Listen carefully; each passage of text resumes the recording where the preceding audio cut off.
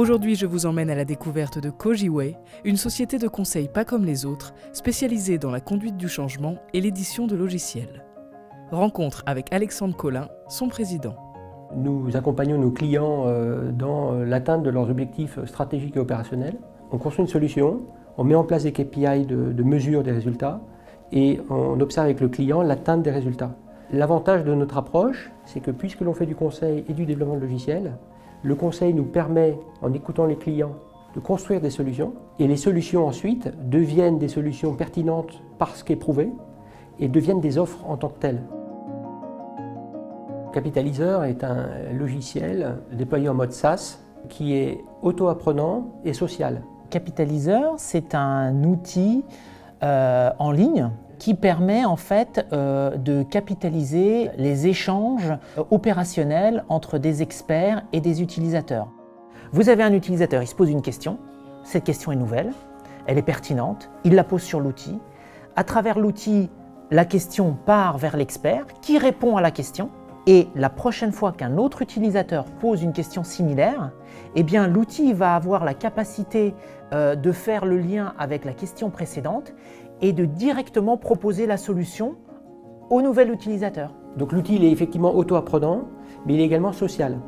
Quand on dit qu'il est social, c'est-à-dire que le logiciel, quand il n'a pas la réponse, eh bien, il va interroger là où les bonnes personnes. Et ces personnes-là, quand elles vont répondre à l'interrogation, elles le feront avec d'autant plus d'engouement, d'entrain, qu'elles savent qu'elles ne seront pas réinterrogées sur la même question plus tard. Les sociétés qui, pour l'instant, utilisent Capitaliseur sont essentiellement des grandes sociétés qui sont confrontées à la redondance de questions. On a aussi bien des banques assurances que des industriels, que des sociétés de support. Donc en fait, c'est effectivement les problématiques des clients qui changent. Certains clients vont avoir un réseau social qu'ils vont vouloir dynamiser, d'autres vont vouloir créer du contenu de formation et créer des organisations apprenantes assez dynamiques, et d'autres vont vouloir partager les savoirs d'experts qui peuvent diffuser leur savoir au niveau d'un réseau. Et les réseaux sociaux d'entreprise sont des bonnes solutions pour collaborer, c'est indéniable, on ne va pas dire le contraire, mais il y a un problème d'adoption. Nous avons eu des retours d'audit. 72% des salariés utilisent le réseau social uniquement quand ils n'ont pas de travail. Ça veut dire concrètement que le réseau social, les gens y vont quand ils n'ont pas de livrable opérationnel à produire. Donc ce n'est pas un outil de travail en tant que tel opérationnel. Donc si jamais vous leur mettez à la disposition un outil qui leur répond à leurs questions immédiatement, eh bien naturellement ils l'utilisent. Et nous constatons 80% d'utilisateurs actifs grâce à notre logiciel.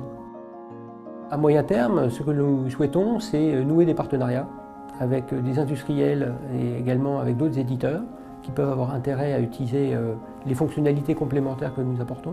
Et évidemment, l'objectif de 2017, le plus important, c'est l'internationalisation. Plein de belles aventures se profilent.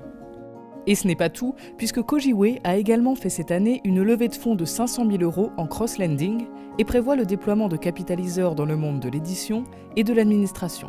Un développement considérable donc, en seulement 3 ans d'existence. À bientôt pour une nouvelle entreprise.